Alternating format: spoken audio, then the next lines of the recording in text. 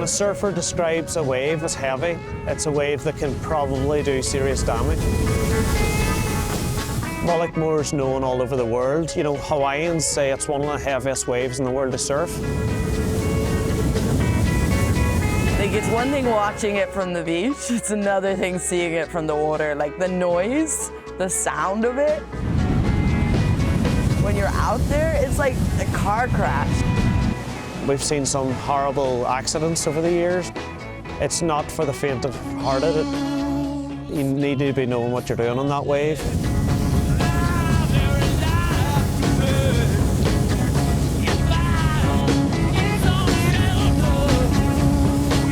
The reward is the big barrel, the money shot, the shot that could start your career, the shot that could get you a cover in a magazine. It can literally change your career overnight.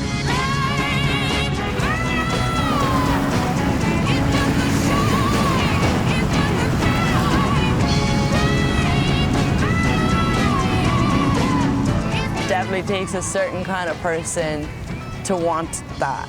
You know, it's not for every surfer. It really isn't, and that's okay too.